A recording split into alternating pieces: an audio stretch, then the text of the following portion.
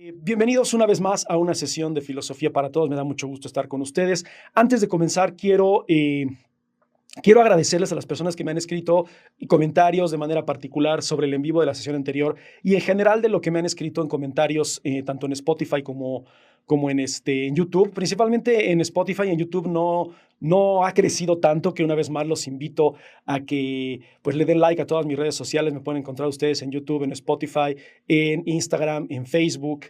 Y bueno, también tengo el contenido en Apple Podcast y en Amazon Music, pero pues no ha crecido mucho. Pero si ustedes son más fanáticos o tienen más tendencia de ver todo este tipo de contenido en Amazon Music o en Apple Podcast, pues bueno, ahí también pueden encontrar el contenido. Entonces, pues denle like, pueden compartir también todo esto para que esto llegue a más personas, pero les agradezco muchísimo a todos por su apoyo. También estas personas, incluso las personas que no me han escrito, personas que siempre son constantes y que siempre me escuchan y que son más mesurados en su participación o en sus comentarios. También les mando un fuerte saludo y un agradecimiento porque, bueno, sin ustedes no estaría ya cerca de llegar a 15,000 seguidores en Spotify y en YouTube de llegar a cerca de 3,000. Estoy a 400 horas de poder monetizar en YouTube. Yo sé que es muy difícil utilizar YouTube, principalmente porque si no tienen YouTube Premium no pueden escucharlo de fondo, etcétera. Pero sí les pediría, si es que está dentro de sus posibilidades, escucharme en YouTube para que pueda crecer eso y pueda ayudarme a monetizar ya por primera vez después de 3 años en redes sociales, específicamente hablando de filosofía, ¿no?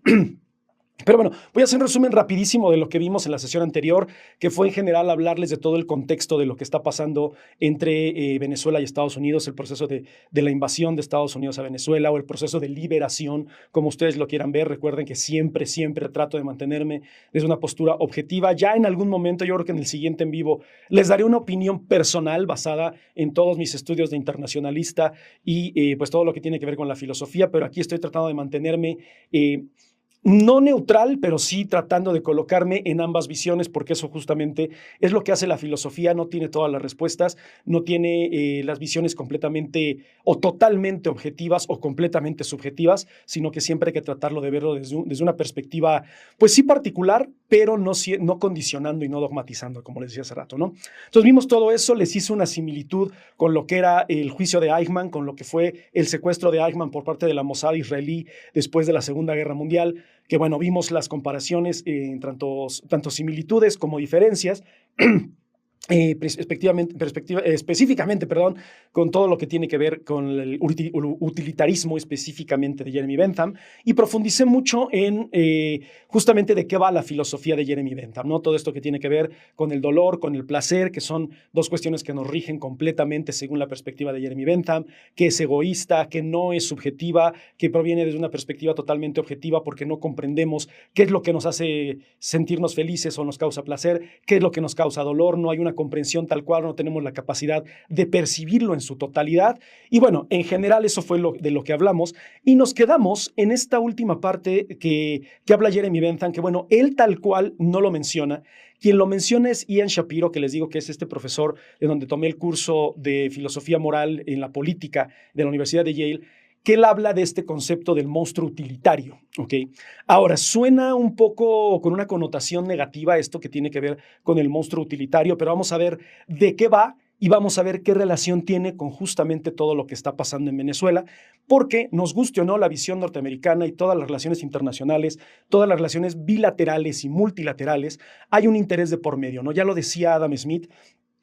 Creo que esta frase se las he dicho tanto en los episodios de Marx como en algunas otras, porque todo está basado a través de un interés personal. Tanto lo que vimos en la sesión anterior de Jeremy Bentham, donde él habla de lo que nos causa dolor a nosotros, en particular desde una visión totalmente individualista, y lo que nos causa felicidad, viene de una percepción individual, ¿no? O sea, no es una percepción colectiva lo que nos hace sentirnos bien o mal, más allá de si lo comprendemos o no.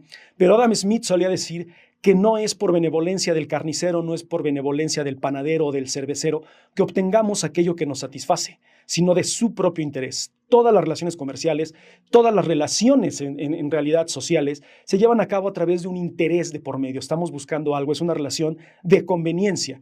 El libre mercado, todo lo que tiene que ver con la competencia, pues va a buscar el interés de cada quien y va a buscar velar, obviamente, por lo que nos satisface a cada uno de nosotros y repudiar o rechazar aquello que no nos gusta, ¿no? ¿Qué es este concepto del monstruo utilitario? Como lo habíamos visto previamente en Jeremy Bentham plantea que lo que tenemos que hacer es minimizar el dolor y maximizar la satisfacción, ¿ok? Entonces, el monstruo utilitario es una persona, un individuo, otra vez viéndolo desde la perspectiva individual, vamos a pasar de lo particular a lo general, es decir, de lo individual a lo colectivo. Es una persona, un individuo, que tiene una alta capacidad para la utilidad. ¿Qué quiere decir esto que tenga una alta capacidad para la utilidad? Una persona o un individuo que tenga el potencial de percibir ciertas cosas con un beneficio mayor al que lo puede percibir otro individuo, ¿ok? Una persona normal, pensémoslo de la siguiente forma, ¿no? Si yo me acerco a ustedes y les digo, tomen 10 pesos, puede haber una persona, de algunos de los que están conectados, que diga, gracias. Haya una reacción neutral, recuerden todo esto que tiene que ver con el placer y con el dolor, al recibir 10 pesos. Si es una persona que no tiene mucho capital, va a decir, wow, gracias, 10 pesos. El valor de esa utilidad se va a maximizar. Van a tener 10 pesos más y ustedes van a percibirlo desde una visión completamente individual como algo bueno y algo positivo y algo exagerado en cuanto a este útil que es para ustedes, que es lo que dice Jeremy Bentham.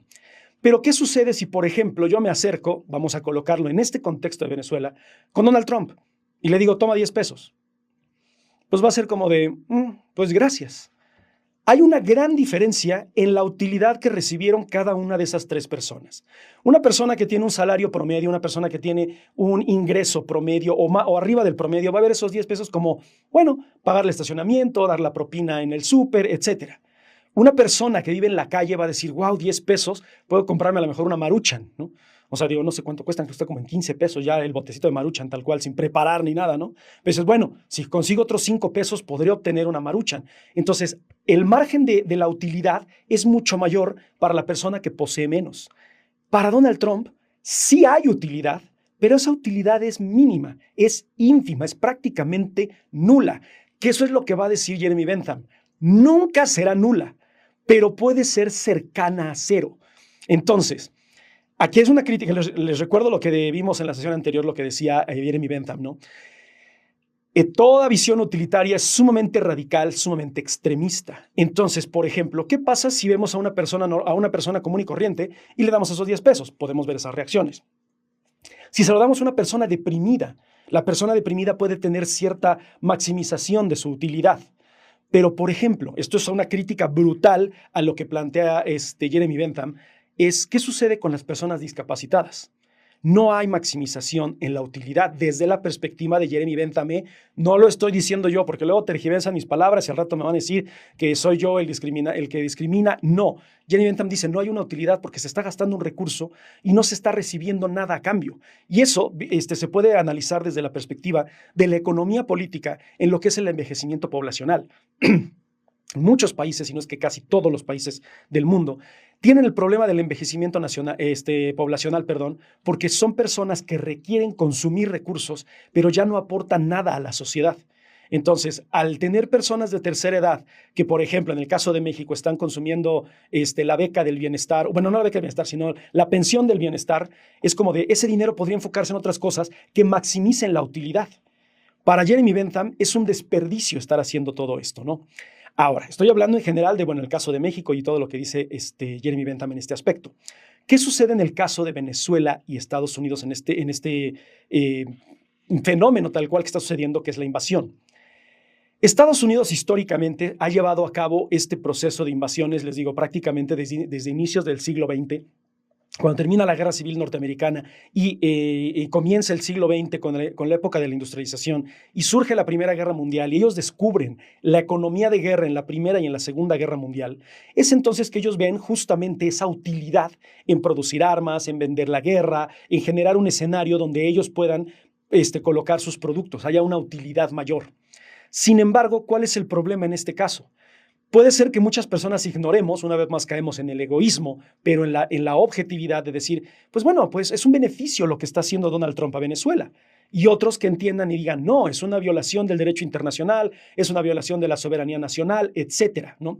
Sin embargo, desde un punto de vista completamente utilitario, Donald Trump es visto como un monstruo de la utilidad. ¿Por qué? Porque va a haber en todos los escenarios posibles o en todos los eventos posibles la posibilidad de obtener la mayor cantidad de beneficio.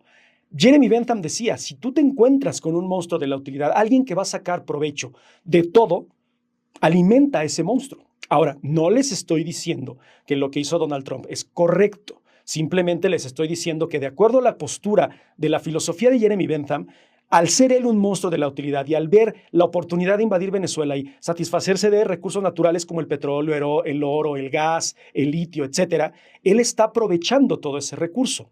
Sin embargo, ¿cuál es el problema? Les digo, en la radicalidad de esta filosofía, el mismo Jeremy Bentham decía que las diferencias entre los individuos es lo que menos importa. Si lleva felicidad a los venezolanos o no, si libera al pueblo venezolano o no, si los libera del yugo de la dictadura de Maduro, si los libera del socialismo o no, eso es lo que menos le importa a Donald Trump. Porque a Donald Trump lo que le interesa es tratar de obtener la mayor cantidad de utilidad de cualquier hecho, de cualquier fenómeno, de cualquier relación, que es un fenómeno que Estados Unidos ha llevado a cabo de manera constante prácticamente desde el inicio del siglo XX. O sea, tiene siglo y cachito, siglo y cuarto, haciendo eso y viéndose beneficiado de ello. Ahora, ¿cuál es el problema? El problema que ve aquí Jeremy Bentham es una cuestión que tiene que ver mucho con la economía y que, bueno, si hay economistas aquí lo deberán saber mucho, mejor que yo, que es la utilidad marginal. ¿Qué es la utilidad marginal? O sea, ¿qué tanta satisfacción te va a dar algo de acuerdo a lo que obtienes? Por ejemplo, ¿no?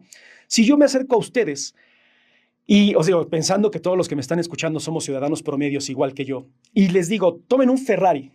Aquí está el Ferrari, tómalo, es tuyo, gratis, sin ningún gasto, te pago la tenencia, te pago la afinación por 5 años, va. ¿Qué sucede con la utilidad? La utilidad se dispara. Si lo vemos en una gráfica, voy a tratar ahorita, bueno, más adelante cuando edite el video de ponerles aquí una gráfica, esa utilidad se va a disparar, ¿ok? Va a subir súbitamente, se va a elevar de manera brutal.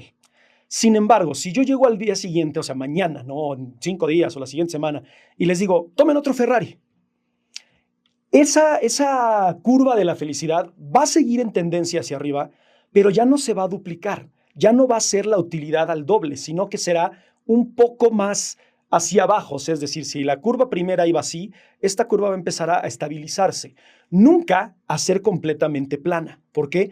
Porque van a sentir cierta satisfacción, van a recibir algo útil, pero van a considerar que no es tan útil como lo fue al principio, que les di el primer Ferrari, ¿no? Entonces, el problema es que esa curva de utilidad o ese margen de utilidad empieza a reducir y empieza a estabilizarse, empieza a balancearse, ¿no?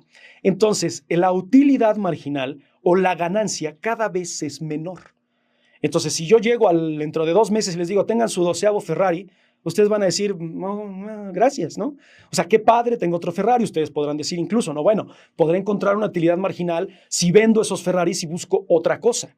Y entonces ahí tendré una satisfacción diferente. Sin embargo, bajo el mismo hecho, bajo la misma cosa, ustedes no van a tener la misma satisfacción ni la misma utilidad marginal que tuvieron al principio. Cuando Estados Unidos descubre la fórmula de la economía de guerra, pues es la utilidad marginal que sucede en el siglo XX, en 1914, bueno, cuando ellos entran, que es 1917, y se dan cuenta que es una buena forma de obtener recursos, ¿no?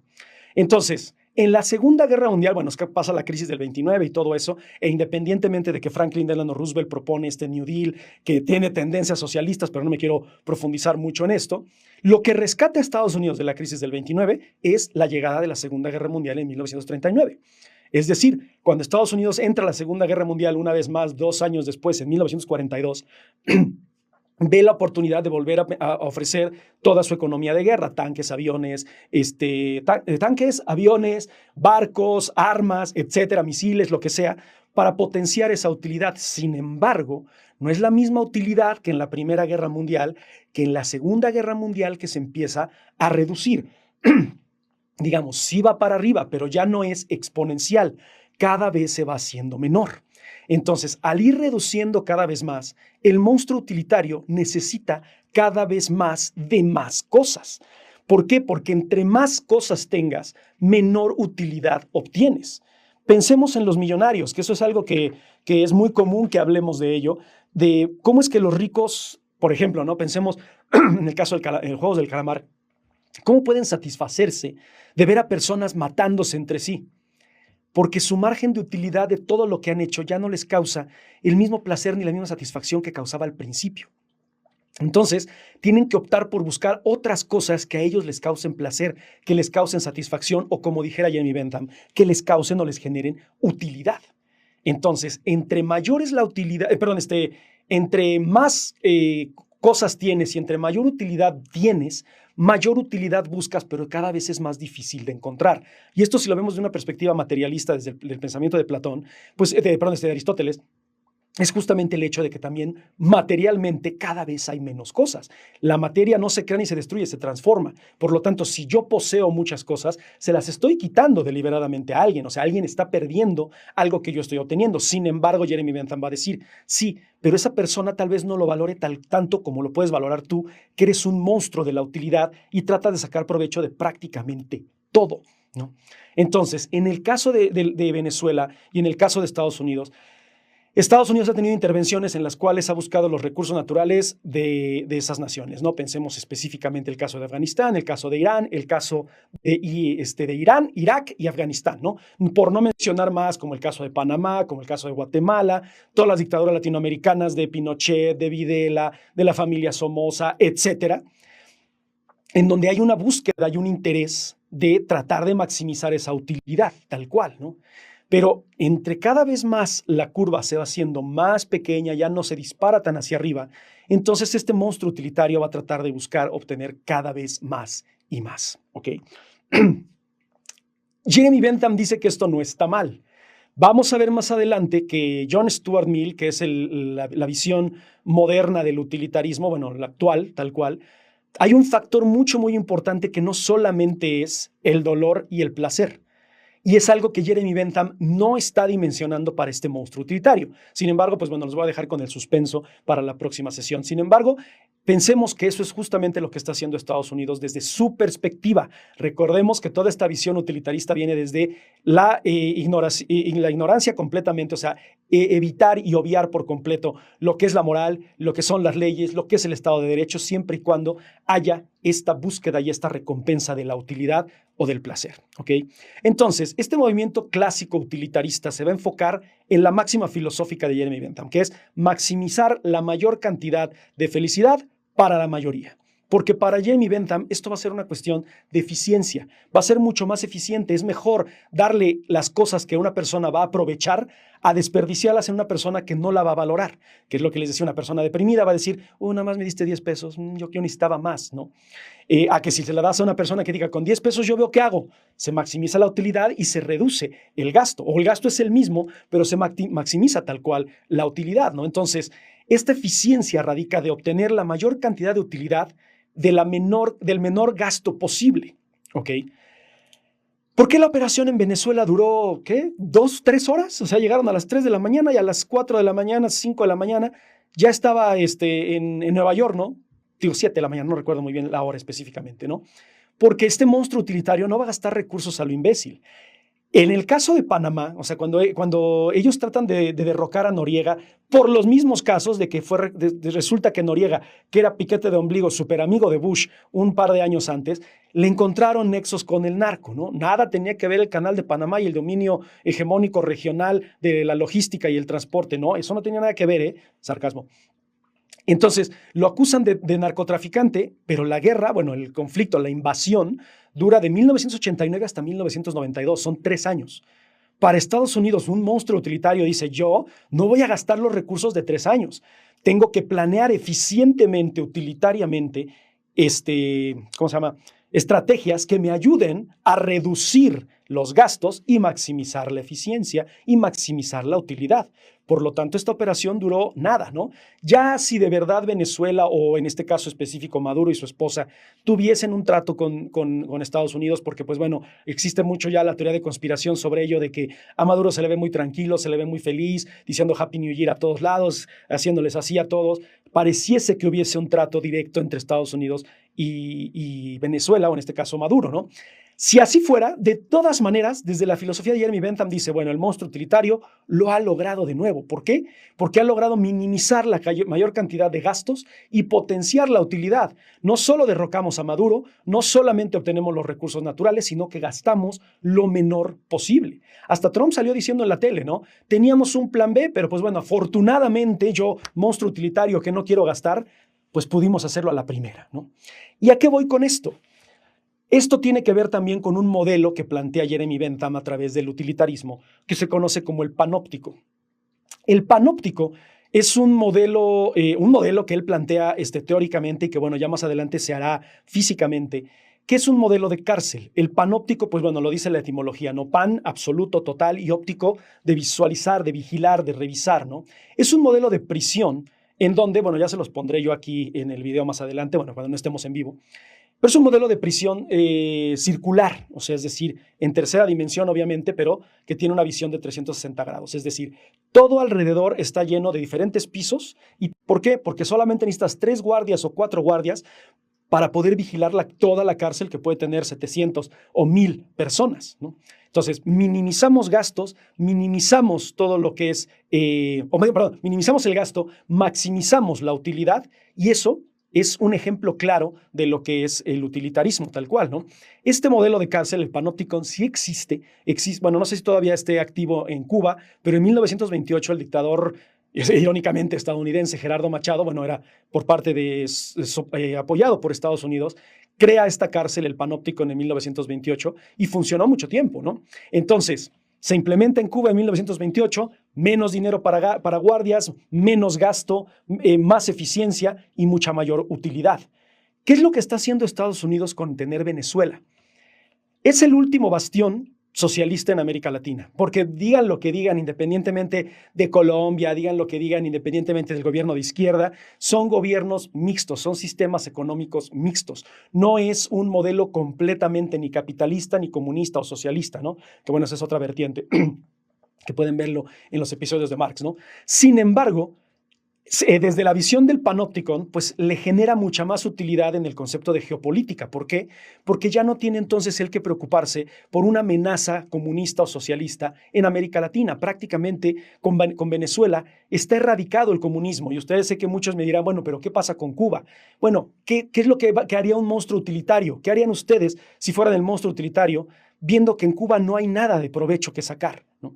O sea, es un país empobrecido, es un país que con el modelo de socialismo ha llevado a la población pues a exiliarse, la gente que está ahí vive en miseria extrema, no tienen en realidad muchos recursos naturales. Estados Unidos mismo tiene una cárcel ahí, que es la cárcel de Guantánamo, que le sirve de bastión de vigilancia. Entonces, desde la visión del panópticon, no solamente desde una visión geopolítica, tienen ya el dominio y el control de prácticamente toda América Latina con una ideología que es, en este caso, el capitalismo, sino que ya no tienen que gastar recursos en tener que estar viendo si es posible que exista una revolución socialista o una revolución de una ideología que vaya en contra de ellos. Entonces, analógicamente o haciendo un paralelismo con el panópticon, ahora tienen un bastión más en el cual revisar a América del Sur. Tienen cerca a Brasil, que es esta también tendencia socialista, pero ya no tienen que gastar ese recurso de ir desde Estados Unidos a vigilar a Brasil, sino que ahora seguramente lo que va a suceder es que va a haber un protectorado, va a haber bases militares en Venezuela y va a reducir costos, va a reducir gastos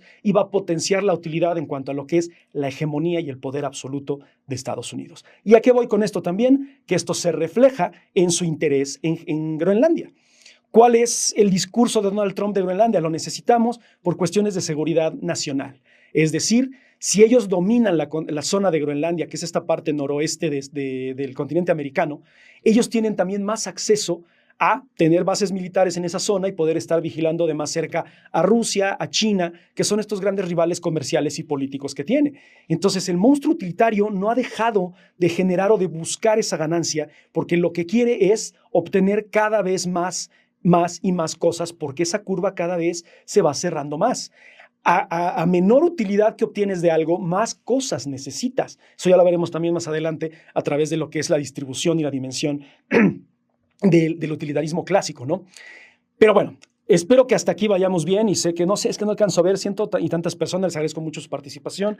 Recuerden, den like, compartan para que llegue a más personas y puedan familiarizarse más en estos análisis filosóficos que vemos de los asuntos internacionales. Y pues bueno, también voy a aprovechar a hacer mi comercial. Recuerden, este monstruo utilitario también necesita algo y pues bueno, les agradecería que quienes estén interesados en aprender filosofía, pues esté el taller de filosofía y esté el enlace. Tengo ya bastantes alumnos, les agradezco y les mando un saludo a todos mis alumnos por este año nuevo y bueno, a todos ustedes también, pero pues bueno, ya les dirán aquí los alumnos que estén conectados en el chat si les ha servido, si no les ha servido, si les ha gustado o no, y lo rico que es ese taller, ¿no? Lo que les ha ayudado a despertar pues muchas conciencias en cuanto a ciertos temas que a veces obviamos, justamente como lo que dice Jeremy Bentham, por esta objetividad de no saber qué es o qué son las cosas, ¿no?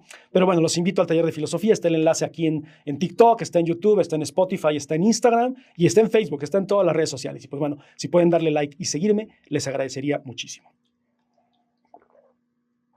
Pero bueno, continuamos con esto, ¿no? Entonces, recuerden que todo esto lo estoy basando en lo que aprendí en la Universidad de Yale con el curso del doctor Ian Shapiro, ¿no? Que es este doctor sudafricano.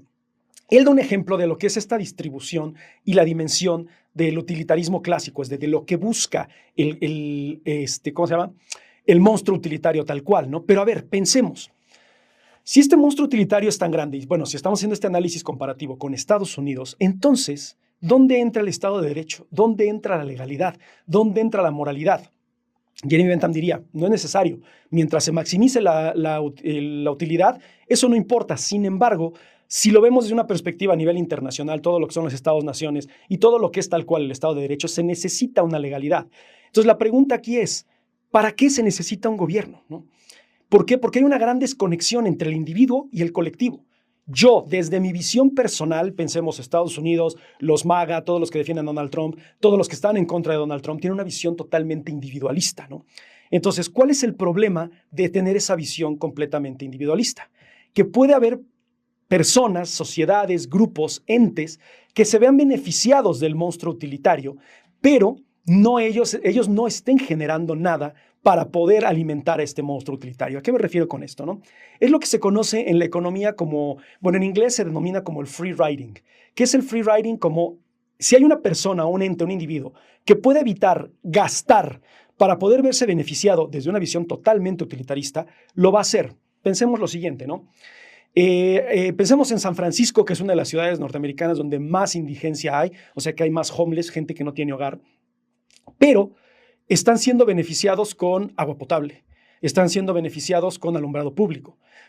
Quieran o no, disfrutan de las calles, disfrutan de aunque bueno, no es lo mismo de una casa que de la calle, pero tienen acceso a las calles, tienen acceso a transporte público, todo eso. Pero ¿quién en realidad lo está pagando? Lo estamos pagando nosotros o ustedes, que están ustedes pagando impuestos, ¿no? Bueno, yo no vivo en Estados Unidos, ¿no? Pero pensemos aquí en México, si hubiera el caso de indigentes, que seguramente los hay, ¿no? Entonces, ellos se ven beneficiados de mi gasto y ellos están obteniendo ganancia de algo que ellos mismos no están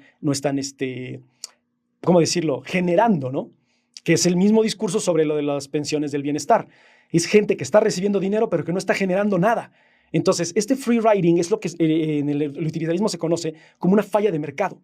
¿Por qué? Porque alguien se está viendo beneficiado del gasto de otro, ¿no? Entonces, ¿por qué necesitamos de un gobierno? Porque entonces necesitamos de unas personas que nos obliguen o de un organismo, de un ente, que nos obligue a pagar esos impuestos. Porque pensemos, ¿no? Si el pago de impuestos fuera opcional, nadie lo haría, ¿no? Yo justamente hoy, acabo de pagar mis impuestos y dije, madre santa, es un montón. O sea, estoy dando prácticamente 7 clases gratis de los impuestos que tengo que pagar. Pero bueno, en teoría, recibo transporte público, recibo calles sin baches, ajá, recibo alumbrado público, ajá, recibo agua potable limpia, ajá, o sea, en realidad no, ¿verdad? Pero, pues bueno, si yo tuviera la opción de no hacerlo, no lo haría, porque como utilitario sería, prefiero no gastar y recibir, ¿no? Entonces, el gobierno existe para forzar a la sociedad a que lleve a cabo estas relaciones utilitarias, al fin y a cabo, ¿no? ¿Por qué? Porque si yo quiero maximizar mi utilidad, no contribuyo, así de fácil. Entonces tengo todo a mi acceso y a mi alcance sin en realidad pagar nada, ¿no? Entonces, tal cual Jeremy Bentham va a decir lo siguiente, ¿no? El gobierno fuerza a la gente a lidiar con el bien del colectivo y el bien del individuo. ¿Por qué? Porque yo como individuo me voy a ver beneficiado y tú, si no quieres formar parte, te voy a obligar a que formes parte de este de este fenómeno utilitarista, ¿no? En el que te veas beneficiado, pero que te cueste al fin y al cabo. Porque si no te cuesta, entonces va a existir el desinterés, va a existir el no valorar las cosas, etcétera. Y eso ya lo veremos más adelante específicamente con David Hume, ¿no? Pero bueno, regresando entonces al punto de todo esto del monstruo utilitario, ahorita voy a hablarles más específicamente de todo lo que es la distribución, la utilidad marginal, que es una teoría, una cuestión ya más económica. Ian Shapiro hace un ejemplo donde pone el caso de 3 individuos, ¿no? Se los voy a poner aquí en la gráfica, más adelante, pero los que están escuchándome en vivo traten de imaginarlo lo mejor que puedan, ¿no? Tenemos a 3 personas. Y esas 3 personas viven bajo un status quo en el cual todos tienen todo. Pensémoslo desde esta malinterpretación del comunismo. Es decir, todos tienen todo. Todos tenemos lo mismo. Entonces pensemos que somos 3 personas, 2 de ustedes y yo, que ustedes tienen 5 pesos, el otro tiene 5 pesos y yo tengo 5 pesos. Utilitariamente hablando, no hay una maximización de la utilidad porque todos tenemos lo mismo. Sin embargo, en los siguientes escenarios veremos qué es lo que dice Jeremy Bentham en cuanto a si es utilitario o no. Pensemos el ejercicio A, ¿ok? El ejercicio A dicta que una de esas personas tiene 1,000 pesos y las otras 2 personas tienen respectivamente 1 peso y 1 peso. Entonces tenemos 3 individuos, uno con 1,000, uno con 1 peso y otro con otro peso. En total tenemos 1,002 pesos, ¿ok? Pero un solo individuo tiene 1,000. Esto es lo que podría decir Jeremy Bentham, que es el monstruo utilitario. ¿Por qué tiene 1,000? Porque él busca obtener, que es el ejemplo claro de lo que es la riqueza en la sociedad moderna, ¿no? ¿Qué creen que diría Jeremy Bentham? ¿Que está bien o que está mal? Pues Jeremy Bentham va a decir que está bien. ¿Por qué? Porque si sumamos a la primera y a la segunda persona, son 1,001 comparado con 1. ¿Qué dice la máxima de la teoría de Jeremy Bentham? El mayor bien para la mayoría, la mayor cantidad de satisfacción y felicidad para la mayoría. Si persona 1 y persona 2 conforman 1,001 de la sociedad, que en total son 1,002, entonces ahí hay utilitarismo, ¿no? Entonces, ojo, aquí no importa quién sea feliz, lo que importa es que haya utilidad, el mayor bien para la mayoría. En el caso de Estados Unidos, como monstruo utilitario, si yo voy a empobrecer a Venezuela, no me importa en lo más mínimo, porque yo soy un monstruo utilitario. Si yo dejé a Panamá en la miseria, si yo dejé a Irak en la miseria, si yo dejé a Afganistán en la miseria, no importa, porque como monstruo utilitario busco obtener la mayor cantidad de ganancia para la mayoría. Y conforme voy conquistando, voy invadiendo diferentes pueblos, mientras el otro esté convencido de que yo soy un monstruo utilitario y voy a verlo voy a ver esa utilidad, y además está bajo este discurso de viene a liberarme y ellos consideran que obtienen una ganancia, ¡qué mejor! Entonces es una situación ganar-ganar para Estados Unidos, ¿no? Porque como monstruo utilitario va a tratar de obtener la mayor cantidad de beneficio al menor costo, ¿no? Ahora, pensemos en el siguiente escenario. Ya no es 1,000, 1 y 1. Pensemos que es 8, 5, 3. Entonces tenemos una persona que tiene 8 pesos, otra que tiene 5 y otra que tiene 3. ¿Qué sucede ahí? Jeremy Bentham diría, el que tiene 8 no es que sea un monstruo utilitario, pero hay una gran ventaja. ¿Por qué? Porque ya está por encima del status quo. ¿Se acuerdan que el status quo era que todos teníamos 5, 5 y 5? Hay uno que tiene 8, hay otro que tiene 6, hay otro que tiene 3. Bueno, el de 3, ups, ni modo, porque lo que menos me importa, dice Jeremy Bentham, es el individuo. Si él está mal, ni hablar. Lo que importa es la mayoría de las personas. Entonces, el que tiene 8 y el que tiene 7, bueno, no me acuerdo qué número les dije, pero vamos a ponerle aquí 8 y 7, está por encima del status quo, ya es mayoría y ya obtiene un beneficio, ¿no? Entonces, eso ya es utilitarismo puro y es el bien de la mayoría, la mayor cantidad de felicidad, para la mayoría, ¿no? Ahora, ¿qué sucede en un escenario que, por ejemplo, sea 10 pesos, 9 pesos y 0 pesos? Hay una persona que no tiene absolutamente nada de utilidad. Pero si sumamos 10 y 9, ¿cuánto nos da? Pues 19, ¿no? Ahora, si lo dividimos entre los dos, nos da 9, que es la mitad de la ganancia, ¿no? De lo que tiene. ¿Está por encima del status quo? Sí. Sigue siendo utilitarista y sigue siendo bueno. Está bien. No es ideal, dice Jeremy Bentham, pero pues ese 0 por algo es 0. El bien para la mayoría, ¿no? Entonces se pueden dar cuenta que mucho del interés nacional, todo lo que tiene que ver con el realismo y el neorrealismo, se basa en el interés nacional. Y el interés nacional no va a velar por si un pueblo está bien o está mal, si está mejor o peor. Lo que va a hacer, y esto estoy hablando a nivel general, no solamente el caso de Estados Unidos, digo, ahorita el análisis es sobre Estados Unidos y Venezuela, pero todos los países van a buscar velar por su propio interés. Todos los acuerdos comerciales, todos los acuerdos bilaterales, multilaterales, los que forman parte de la ONU, los que forman parte de la PEC, del Mercosur, de la ASEAN, etcétera, buscan un beneficio a menor costo. Entonces, no quiere decir que todos seamos monstruos utilitarios, o sea, como individuos, pero a nivel hegemónico, a nivel global, sí los países buscan la mayor cantidad de beneficio al menor costo. Entonces, no estoy diciéndolo yo, sino que desde la perspectiva utilitarista, el bien del pueblo venezolano es lo último que le importa a Estados Unidos. A él lo que le importa es desde esta visión del panóptico, tener el dominio del sur, desde la visión de Groenlandia, tener el dominio del norte para poder vigilar a sus rivales comerciales y políticos. Y si de pura casualidad sirve para liberar al pueblo venezolano del yugo del dictador Maduro, pues bueno, es una situación, es un daño colateral positivo para ellos. Pero la intención del monstruo utilitario no es esa. ¿Okay? Ahora, ¿cuál es el gran problema del monstruo utilitario? La reducción en la utilidad marginal. Y esto es una teoría económica en todas las materias de economía. Bueno, si alguien estudia economía o alguna carrera relacionada a esto, la utilidad marginal es algo que se ve tal cual, ¿no? Y les voy a citar qué es lo que dice Jeremy Bentham acerca de la utilidad marginal en su obra de la psicología del hombre económico, ¿no? Dice, dale a un hombre un moño, él lo dice así tal cual, o sea, un premio, ¿no? Dice ribbon, que es como un distintivo, ¿no? Y producirás en su mente cierta cantidad de placer. No tenía nada, ahora tiene un premio. ¡Wow! Mayor cantidad de utilidad, ¿no? Si a ese premio o a ese moño, a ese distintivo, le agregas otro, vas a agregar más o menos cantidad de placer, pero no va a ser exactamente igual que la que obtuvo al principio. Y esto es clave. Dice, puedes agregar utilidad, pero no la duplicarás. Cuando Estados Unidos en la Primera Guerra Mundial despega la curva de la utilidad marginal y en la segunda ve la oportunidad, continúa hacia arriba, pero ya no es al doble. La curva se va haciendo más pequeña. Después Corea, después Vietnam, después, ¿qué otra invasión hubo?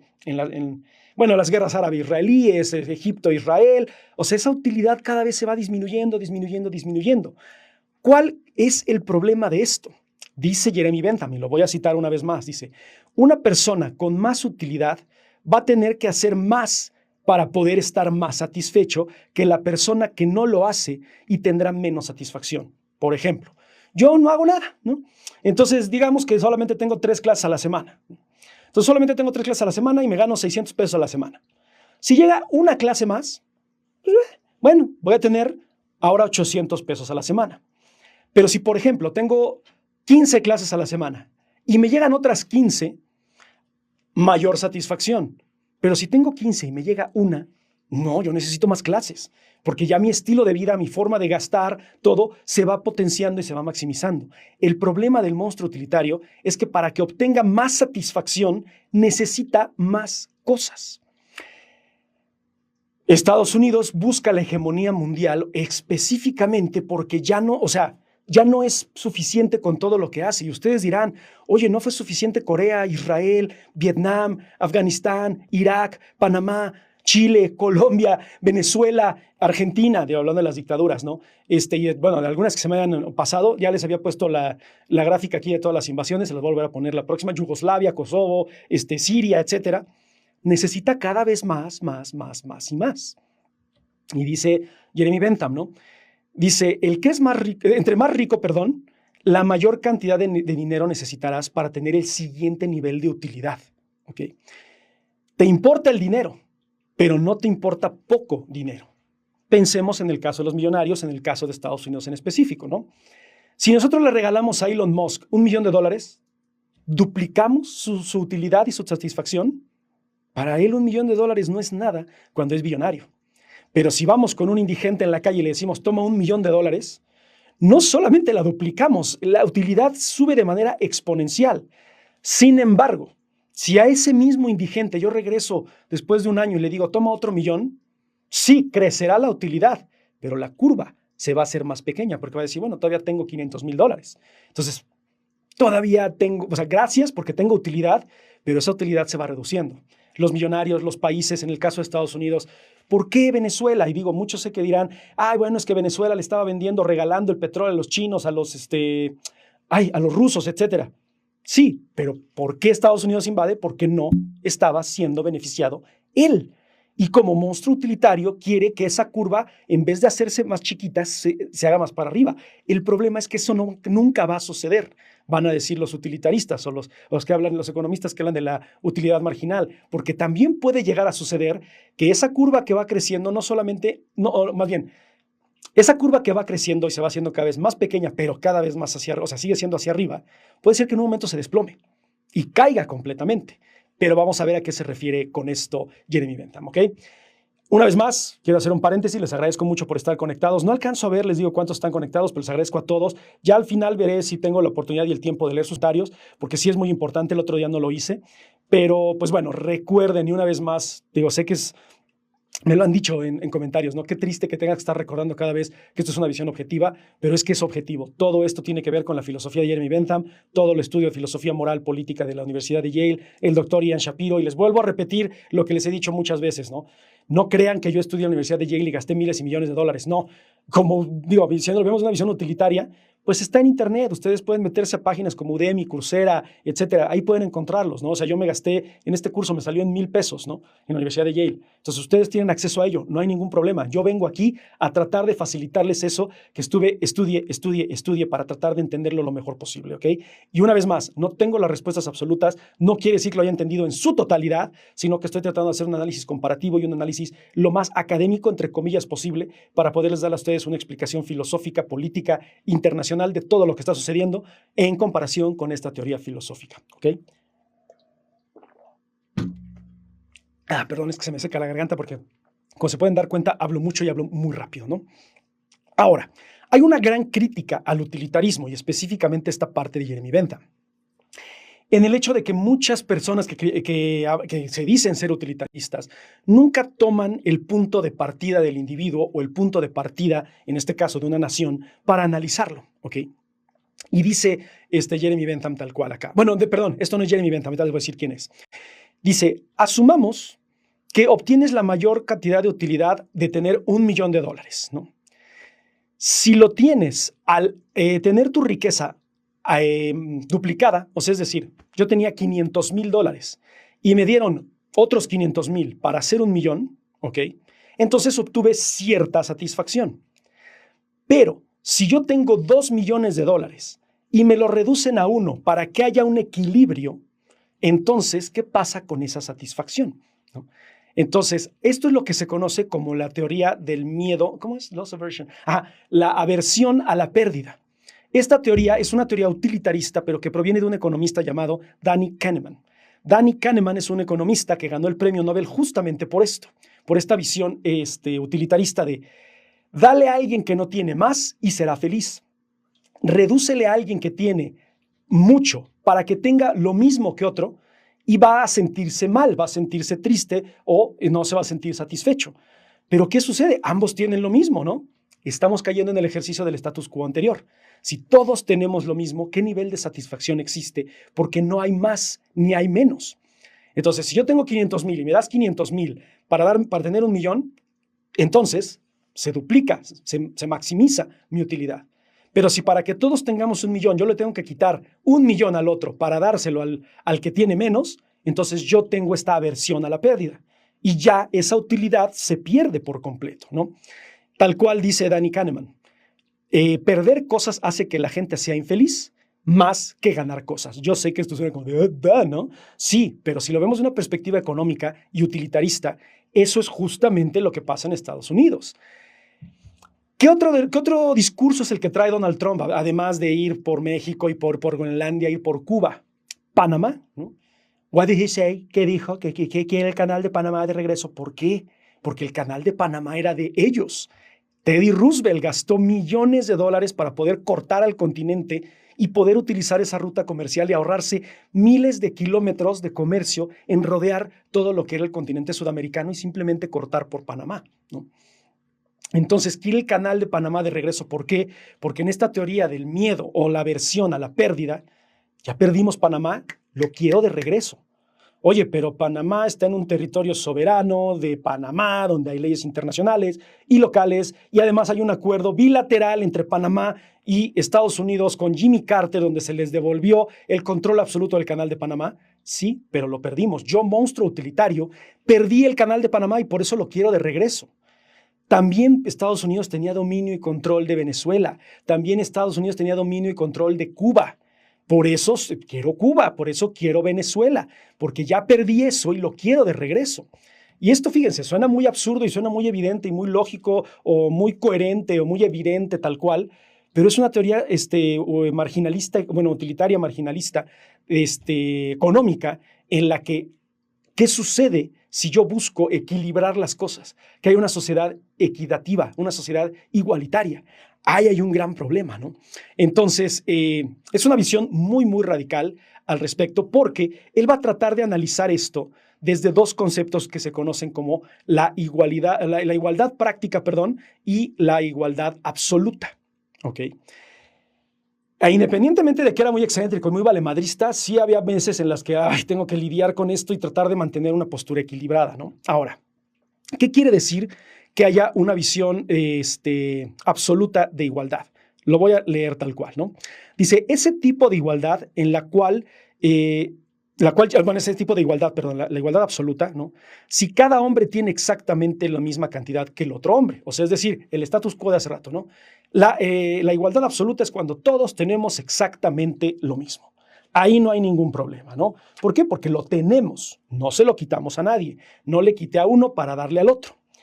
La igualdad práctica va a decir, si utilizamos este enfoque, puede ser, sin comprometerse a nada o sin comprometer el acceso de las personas a los medios de subsistencia, de abundancia y seguridad, podemos repartirlo. O sea, es decir, si yo al que tiene 50 millones de dólares le quito 1,000, no le estoy quitando utilidad, pero estoy beneficiando a uno que tiene 0. Pero si le quito al que tiene 50 millones de dólares 25 para dárselos a otro, sí le estoy quitando utilidad. Entonces, la igualdad práctica que dice Jeremy Bentham es poder quitarle utilidad, o no, quitarle al otro para que el otro siga siendo rico y el otro tenga satisfacción, porque el propósito es la mayor felicidad para la mayoría. ¿Cuál es la crítica a esto? La teoría de la aversión a la pérdida. Independientemente de si sea 1 o sean 25 millones de dólares, nadie quiere perder. Ian Shapiro pone un ejemplo muy interesante, digo él como sudafricano, de lo que fue el apartheid en los 90s, ¿no? O sea, la división, bueno, la liberación de los negros en África, bueno, en Sudáfrica tal cual, y que hubiera repartición de tierras y repartición de bienes y no fueran vistos simplemente como una sociedad alterna, ¿no? El miedo que se tenía, o sea, cuando se dio el apartheid por parte de los libertarios, es decir, por parte de los revolucionarios, de Nelson Mandela y todos ellos, era que el rico, al tener ese miedo de perder, prefiriera deshacerse de lo que tiene que dárselos a los demás, ¿no? Y de hecho esto hasta la fecha sucede, ¿no? Prefiero tirarlo a la basura, prefiero quemarlo a dárselo a alguien más porque él no se lo ganó, ¿no? Sin embargo, en una distribución práctica, dice Jeremy Bentham, debemos de quitarles siempre y cuando no les estemos robando utilidad, ¿ok? ¿Qué son 10 millones de dólares? Bueno, no pensemos tantos números, ¿no? ¿Qué son 50 mil dólares para Jeff Bezos, para Elon Musk, para Donald Trump? Nada. Y esos 50 mil dólares le puede beneficiar a otras personas. Sin embargo, ustedes dirán, sí, pero Donald Trump los trabajó, Elon Musk los trabajó, Jeff Bezos los trabajó. Sí, pero si tú quieres una sociedad utilitaria en la que el mayor bien sea para la mayoría, eso debes de hacerlo. Ahora, dice Jeremy Bentham, tal cual lo dice, ¿no? Se los voy a citar. La redistribución puede ser buena, pero en cierto momento o en cierto punto dejará de ser práctica. ¿Por qué? Porque también la persona que empieza a recibir, pues sucede lo mismo que con la utilidad marginal. Para que pueda tener cada vez más utilidad, va a tener que tener más cosas y ya no va a haber quien se las regale o ya no va a haber las cosas suficientes. Entonces, el pastel se hace más pequeño y la gente quiere más cosas. Entonces, es muy complicado, pero si lo vemos a través de la visión, en este caso, de la invasión a Venezuela, eso es lo que está sucediendo. Estados Unidos necesita más satisfacción, necesita más recursos. Pero Estados Unidos no está dispuesto a soltar ese recurso. ¿Por qué? Porque tiene miedo a la pérdida, esa aversión a la pérdida de la que nos habla Kahneman, ¿no? Entonces, sí es utilitario, sí, pero caemos en ese problema pues en ese problema utilitario de si se debe repartir, si debe ser equitativo, qué es lo equitativo, dónde está la moral, dónde está la ley, qué sucede con el gobierno, etcétera, ¿no?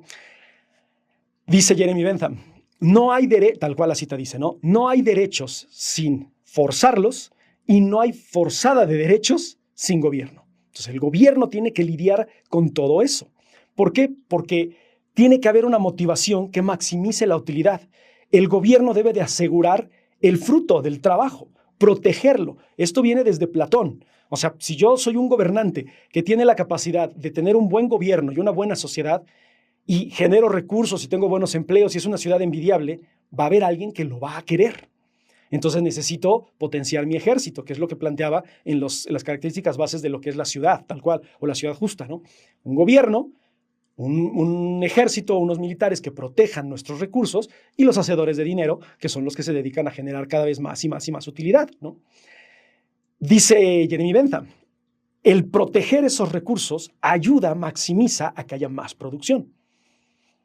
Cuando Donald Trump va por el recurso venezolano, en este caso todo lo que es gas natural, litio, oro, el petróleo, pues se busca que el gobierno domine eso con la seguridad norteamericana, con el poderío militar para potenciar la producción, pero para beneficiar a quién. Aquí no hay una igualdad absoluta, sino que lo que hay es una igualdad al revés, no hay una igualdad práctica en la que busque repartirlo, hay una igualdad absoluta en la que deberían de estar todos iguales, pero no son iguales, ¿vale? Entonces, ese es uno de los grandísimos problemas a los que nos estamos enfrentando justamente ahorita con Donald Trump, ¿no? Digo, no estoy diciendo que sea ni bueno ni malo, simplemente estoy tratando de explicarlo desde una perspectiva utilitarista, ¿ok? Ahora, vamos a pasar voy a tratar de terminar con esta parte. Yo creo que me echaré a lo mejor como una media hora más, 40 minutos, porque también tengo que editar el video y entre más largo sea, más me tardo. Y pues les digo, yo no tengo equipo que me lo haga, no soy experto, entonces me tardo un montón en hacerlo y pues quiero dejárselo listo lo más pronto posible. Pero vamos a verlo desde una perspectiva de la moralidad. Vamos a hablar ahorita específicamente de la filosofía moral de David Hume, ¿ok? Específicamente de la obra de El Tratado de la Naturaleza Humana, ¿ok? ¿Por qué? Porque él va a hablarlo desde esta perspectiva de la ilustración, desde la teoría científica, en el que debe de haber un juicio moral. Debe de analizarse si se está viendo de manera correcta todo lo que se está llevando a cabo desde una perspectiva de los seres humanos, tal cual. Y les voy a decir una cita que vamos a elaborar para tratar de entender este caso de Venezuela y Estados Unidos, ¿no? Es un aforismo muy pequeño que engloba todo lo que es la filosofía moral de David Hume, que dice, no podemos derivar un deber ser de un es. ¿Qué es lo que pasa? Todo lo que sucede, todos los hechos, toda la manifestación de todas las cosas que suceden, llámenles políticas, económicas, morales, religiosas, son. Si hablamos de un deber ser, el deber ser es una cuestión hipotética, ¿ok? Entonces David Hume dice, yo no puedo hablarte de lo que debe de ser derivado de lo que es, porque el deber ser, al ser hipotético, estoy rompiendo completamente con cualquier sentido de lógica de las acciones de lo que está sucediendo ahora. Por ejemplo, es un hecho que se invadió Venezuela, es un hecho que se apresó a Maduro y es un hecho que Donald Trump dijo que se va a quedar con el petróleo. Podemos especular lo que se nos dé la gana de lo que debió haber sido o de lo que debe de ser. O sea, es decir, no debió de violarse el derecho internacional, debió de haber hecho, avisarle al Congreso, debió de haber velado por la integridad de los venezolanos, no debió de haber bombardeado. David Hume diría, ¿en qué te basas? ¿En qué te basas? Porque no sabes ese deber ser, cómo pudo ser derivado de lo que es lo que está sucediendo, ¿no? Entonces, para él no hay ningún sentido de especular. Ahora sí que en pocas palabras, el hubiera no existe para David Hume porque las cosas ya son. Ahora, si ya son, tenemos que analizar por qué son como son, más allá de cómo deberían de ser. El deber ser, dice, sí existe, pero no debe de partir de un es. Debe de partir de un debe ser de acuerdo a una especulación o de un análisis lógico-filosófico que no se sustente en el es, en cómo está sucediendo. Ya se hizo todo esto, se violó el derecho internacional, se invadió Venezuela, se buscó la explotación de los recursos naturales. Y derivado de eso, pensar hipotéticamente que pudo haber sido mejor. No, dice David Hume, eso no puede ser. No podemos pensar de esa forma porque no hay forma de poder relacionar el presente con esta situación hipotética de qué pudo haber pasado, ¿no? Ahora, a David Hume no le preocupa mucho esto porque en realidad, pues, nosotros podemos especular de qué debió haber hecho, cómo pudo haber sido, pero pues en realidad no cambiar nada porque las cosas ya sucedieron, ¿no? Sin embargo, Hume consideraba que en la moral existían ciertos estándares en común entre la sociedad. Es decir, veámoslo de esta forma. Podemos estar de acuerdo o estar en desacuerdo con lo que está sucediendo en Venezuela, pero todos podemos estar de acuerdo en decir que, por ejemplo, si mataron a venezolanos en esta operación, eso fue malo. O sea, el bombardeo de Estados Unidos, el que haya llegado helicópteros y aviones, y hayan bombardeado la ciudad de Caracas y hayan matado a varias personas, eso podemos llegar a la conclusión de que está mal. Quiero creer, ¿no? Y eso es lo que dice David Hume, y lo voy a citar tal cual, ¿no? Dice, los deseos y anhelos morales de las personas son prácticamente los mismos para todos. Ahora, si hay ciertos desacuerdos y estos desacuerdos fueran resueltos, no habría desacuerdos morales, ¿no? Y al no haber desacuerdos morales, no habría ninguna discrepancia. Entonces, esta brecha que existe entre el deber ser y el ser depende de cómo nosotros entendemos lo que son estas cuestiones morales, pero Hume dice que en general todos comprendemos lo que es el deber ser de una moralidad positiva o negativa, pero que no deriva de un es, sino que deriva de lo que algo que nosotros entendemos desde la naturaleza humana de lo que debe de ser. ¿Ok? No sé si me expliqué con esto, e igual pueden escucharlo varias veces. Entonces, todos tenemos, y se los voy a volver a repetir para que lo entiendan mejor, ¿no? Él creía que todos tenemos un estándar moral más o menos similar, ¿no? Pero si resolvemos todos estos desacuerdos morales, ¿no? Entonces ya no habría ningún desacuerdo. Y al no haber ningún desacuerdo, entonces existiría un imperativo moral.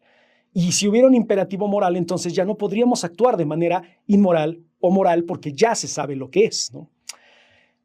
Lo voy a explicar un poco mejor con lo siguiente, ¿vale? Este filósofo es un filósofo del siglo XVIII, David Hume, ¿ok? Ahora, hay un filósofo norteamericano del siglo XX que es el máximo exponente del utilitarismo moderno, por así decirlo, que se llama Charles Stevenson. Charles Stevenson está en desacuerdo con David Hume, porque él va a decir, a ver, si dices que todos estamos de acuerdo en estos estándares, por así decirlo, morales, que podemos en la mayoría de los casos definir qué está bien y qué está mal, yo no estoy de acuerdo. ¿Y por qué no está de acuerdo Charles Stevenson? Porque él va a decir, ¿cómo sabes? ¿Cómo sabes que estamos de acuerdo? ¿En qué te basas? ¿Cuál es el estándar? ¿Cuál es la metodología? ¿Cuál es la evidencia? ¿Cuál es la demostración en la que todos los individuos estemos de acuerdo en que hay ciertos estándares morales que todos obedecemos? El ejemplo clarísimo es lo de Venezuela. Tanta discrepancia, tanta dicotomía, tanta polarización es en el que unos consideran que es bueno y otros consideran que es malo. Unos que piden la intervención en México, que Dios mío bendito, y otros que la condenan. O sea, lo que acabo de decir es justamente yo, desde mi visión personal, que la condeno. Pero entonces quiere decir que tenemos dos visiones morales completamente diferentes. ¿Cómo, dice Charles Stevenson, dice David Hume, que podemos tener en la mayoría cierto pensamiento igual? O sea, no es que lo tengamos o no lo tengamos, sino que Charles Stevenson dice, ¿cómo sabes que existe esa discrepancia? ¿Ok? Entonces, no hay forma de analizarlo, no hay forma de comprobarlo. Sin embargo, va a llegar un filósofo, creo que también es norteamericano, ahorita se me fue, sino ahorita cuando lo edite se los pondré aquí, que es Freddie Ayer, que él va a decir que existen tres diferentes acepciones de lo que es justamente la moralidad.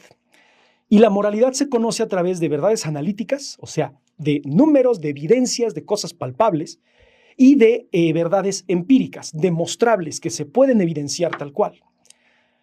Todo lo demás son estupideces, son tonterías, va a decir Freddie Ayer, ¿no? ¿Por qué? Porque sí, digo, la metodología, la ciencia, todo el método científico, este movimiento se conoce como el positivismo lógico, ¿ok? Entonces, toda la ciencia, todo lo que tiene una metodología nos va a ayudar a demostrar por qué algo es como es. Lo evidente, lo empírico, lo que está frente a nosotros, nos demuestra tal cual las cosas como son. El especular sobre qué pudo haber sido, cómo debió haber sido, cómo debió haber intervenido Estados Unidos, cómo debió haber funcionado la ONU, qué debió haber hecho el pueblo venezolano, son estupideces, son tonterías, porque es derivar un debe ser de un es. Así es el escenario internacional ahorita. Sucedió una invasión, sucedió el derrocamiento de Maduro. No podemos pensar en cómo pudo haber sido si ya es tal cual. No hay capacidad de hacerlo. Entonces, solo hay verdades analíticas y solo hay verdades empíricas. ¿Okay? Entonces, Charles Stevenson se pregunta, ¿qué es la ética? La ética para Charles Stevenson no es nada más que afirmaciones emocionales, más no propuestas.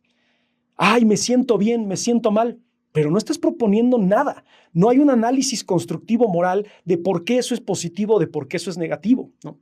Entonces, todos los argumentos morales, va a decir Charles Stevenson, son ejercicios de persuasión definitiva. O sea, es decir, nosotros tratamos de convencer al otro de que lo que yo percibo es lo correcto.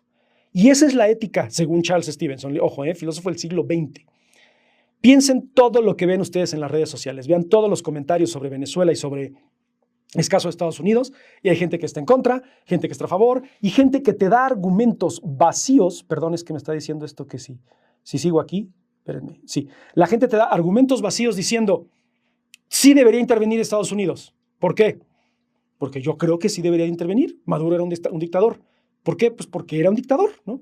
O sea, está vacío, está basado en emociones. De hecho, esto Stevenson lo determina como, o bueno, se conoce como el emotivismo de Charles Stevenson, porque prácticamente se basa en lo que es una teoría que él va a denominar la teoría Hurra-Bu. Gente que lo apoya, gente que lo desprecia. ¿Okay? La moralidad se basa en conceptos y en construcciones sociales que lo que van a tratar de definir es en qué estoy de acuerdo, en qué estoy en desacuerdo, ¿no? Pero en hechos, en evidencias, en verdades analíticas, en verdades empíricas, no, tal cual no es así. Y les voy a leer la cita del emotivismo de Stevenson. Dice, si no hubiera nada por lo cual todos o la mayoría de las personas, todas o la mayoría de las personas informadas estuvieran de acuerdo, tuvieran similitudes, la gente, a ver, déjenme ver, es que lo estoy traduciendo del inglés al español, denme chance. Dice, si no hubiera nada por lo cual todas o la mayoría de las personas informadas tuvieran en común para aprobar o desaprobar, la gente, al ser temperamental y tener estas diferencias temperamentales, nada sería un vicio y nada sería una virtud. ¿Por qué? Porque no habría una definición clara de lo que es bueno y lo que es malo. Simplemente va a ser emotivista. Lo que a mí me conmueve, lo que a mí me causa repulsión. Entonces, nada podría ser considerado algo vicioso y nada podría ser considerado virtuoso. Y ese es uno de los grandísimos dilemas que existen desde la época de Platón. ¿Qué es la virtud? ¿Qué es un vicio? ¿Qué es la moral? ¿Qué es lo bueno? ¿Qué es lo malo? Y caemos, lamentablemente, en el siglo XXI en el emotivismo de Charles Stevenson. Todo lo que está sucediendo en Venezuela es pobrecita la gente de Venezuela, emotivismo hacia lo que siento conexión. Maldita sea Estados Unidos, desgraciados por invadir el territorio venezolano, esta aversión, este desprecio a través de un emotivismo, ¿no? Tal cual. Pero que haya una evidencia analítica o empírica, como decía Fredier, no la hay. Entonces estamos cayendo, lamentablemente, y esto lo dejo de tarea para todos, incluyéndome a mí, de todo lo contenido que vemos en redes sociales, en simple emotivismo y en simple subjetividad y en simple percepción sin comprensión absoluta de lo que estamos hablando. Podemos ser expertos, podemos ser internacionalistas, ser especialistas en conflictos, en relaciones internacionales, etc. Pero siempre nos va a guiar, ya lo dijo Jeremy Bentham, el placer o el dolor, la satisfacción o el daño. En este caso, en el emotivismo de Charles Stevenson, lo que nos conmueve o lo que nos causa repudio, ¿no? Entonces, no hay que dejarnos llevar por eso. Lamentablemente, así caemos. Y esto va a estar respaldado específicamente por uno de los grandes economistas también que ve todo esto de la utilidad marginal, que es Vilfredo Pareto, que seguramente lo han escuchado, el principio de Pareto, 80-20, pero no voy a enfocarme en eso, voy a enfocarme en el utilitarismo de Vilfredo Pareto, donde dice lo siguiente, y ojo, voy a volver a jalar la libreta porque no quiero confundirlos cuando les traduzco mal las cosas, ¿no? Dice Vilfredo Pareto, que está de acuerdo con Charles Stevenson en esta moralidad emotivista tal cual, ¿no? Dice, la ética y la moral casi nunca han sido estudiadas desde un punto de vista objetiva. El prototipo de la moral es solo el producto de los sentimientos de aquel que lo construye. Sentimientos que en la mayoría son prestados o son tomados prestados de la sociedad de la que vive y en la que en una pequeña parte son propios, propios, ¿no? Sentimientos que desde una perspectiva no lógica no se analizan con razón o se razonan muy poco. Todo lo que analizamos, todo lo que vemos en redes sociales, lo vemos desde una perspectiva emocional, no desde una perspectiva racional. Tratamos de colocar racionalidad en el emotivismo, pero no hay tal cual raciocinio. Simplemente hay una perspectiva emocional que nos guía y nos dicta que eso está bien o que eso está mal. Pero no sabemos distinguir por qué está bien y por qué está mal. ¿Qué es lo que va a decir? ¿Qué es lo que decía David Hume, ¿no? Todos estamos de acuerdo en que algo está bien y está mal. Va a decir Charles Stevenson, ¿cómo sabes? ¿Cómo sabes si lo único que estás haciendo es guiarte por tus sentimientos? No te estás guiando por la lógica. Estás tratando de colocarle lógica a la emoción, pero no quiere decir que haya un pensamiento analítico, que haya un pensamiento empírico, objetivo y constructivo. Simplemente es mi opinión y con mi opinión, mi emoción, mi sentimiento, y trato de imprimirle mi lógica, ¿no? Entonces, para Pareto, tampoco la moralidad está plasmada en toda la visión utilitarista, ¿no? No hay una moralidad tal cual, porque lo que hay es emociones, y no podemos denominar a una emoción como moralidad, según lo que planteaba Pareto, y no lo estoy diciendo yo. Entonces, Pareto no estaría de acuerdo con la distribución equitativa que nos hablaba Jeremy Bentham. ¿Por qué? Porque Pareto va a decir, no hay y se los cito tal cual, no hay evidencia científica para decir que sirva o no sirva esa teoría, en el que repartamos, que le quitemos a alguien, pero que al quitarle no le afectemos. No tenemos la evidencia tal cual de que eso funcione. Científicamente hablando, no podemos corroborar que eso llegue a suceder, porque puede ser que Donald Trump, con $1 que le quites, sienta esa aversión a la pérdida y sienta que está perdiendo utilidad. Entonces, puede ser que Donald Trump así lo sienta, pero a lo mejor Elon Musk no. Puede ser que Jeff Bezos le dé igual, ¿no? Entonces, no hay un estándar moral que nos ayude a definir tal cual cómo el emotivismo que nos dice Stevenson pueda ser cuantificable y científico tal cual, ¿ok? Entonces, todo lo que tiene que ver con la cuestión de Donald Trump, ¿cómo podemos saber efectivamente si Estados Unidos está satisfecho o no? No sabemos. ¿Y cómo podemos juzgar si fue algo bueno o malo lo que sucedió en Venezuela? No podemos. ¿Por qué? Porque no tenemos las herramientas necesarias para poder corroborar si es una verdad analítica o una verdad empírica. Está frente a nosotros, sí, pero no la comprendemos. Nos guiamos por nuestras emociones más allá de nuestra capacidad lógico y racional. La gente en Venezuela está extasiada de que salió Maduro, pero no entiende qué es lo que puede llegar a suceder después. La gente que analiza y que es académica y es internacionalista y todo, que condena arduamente todo lo que no hizo la ONU, la forma en la que intervino Estados Unidos, no entiende las cuestiones del pueblo venezolano y está molesta. ¿Por qué? Porque va en contra de sus ideales, desde su perspectiva moral de lo que está mal. Pero dice muy bien Stevenson de lo que decía David Hume. Hay un estándar de lo que es la moralidad. Stevenson dice, ¿cómo sabes si toda esta visión utilitarista es individual? Pero bueno, hasta aquí voy a dejar esta parte. Les digo, va a haber un tercer en vivo que me voy a especificar única y exclusivamente en la filosofía moderna, es decir, en el utilitarismo neoclásico, o sea, es decir, sigue siendo del siglo XIX, pero es una visión reinventada de este utilitarismo y que de hecho es el utilitarismo más popular que hay, que es el utilitarismo de John Stuart Mill. Y es ahí donde vamos a introducir el concepto que es clave para entender si este utilitarismo de Jeremy Bentham sirve o no sirve, tanto de manera individual o para analizar conceptos de filosofía política o de relaciones internacionales, de conflictos, etcétera, que es el principio del daño. O sea, una cosa es que algo sea por placer o por dolor, pero el daño. Acuérdense lo que decía Jeremy Bentham, ¿no? Se los voy a leer tal cual para no parafrasearlo mal. Perdón, me estoy cambiando aquí mi libreta. Acuérdense que el propósito del utilitarismo es reducir el dolor, reducir ese sufrimiento. Y dice tal cual Jeremy Bentham, la cuestión no es si puede razonar, la cuestión no es si puede hablar, sino si puede sufrir. Si sufre, entonces no es utilitarismo. En la carencia de moralidad del utilitarismo clásico, John Stuart Mill va a decir, oye, pero en este dolor sí puede haber cierto sufrimiento, porque Venezuela sufría bajo el dominio de Maduro, ¿no? Y a lo mejor el escenario internacional sufre con la intervención por el potencial que puede llegar a causar la intervención, pero daña a alguien. Si daña a alguien, entonces sí hay un problema, ya sea que lo dañe de manera directa o indirecta. Lo que sucede con el meme de Megamente, ¿no? Gracias por liberarnos, Donald Trump. Liberarlos, más bien yo diría cambio de administración.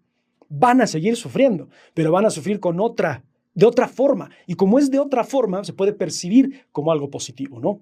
Eso ya voy a profundizar más en el próximo en vivo, que será de Jon Stuart Mill. No sé cuánto me eché ahorita. Bueno, me eché creo que 1 hora y cachito, ¿no? Entonces en realidad no me eché tanto tiempo, pero les digo, quiero que los en vivos también sean cortos para que no sean tan agobiantes.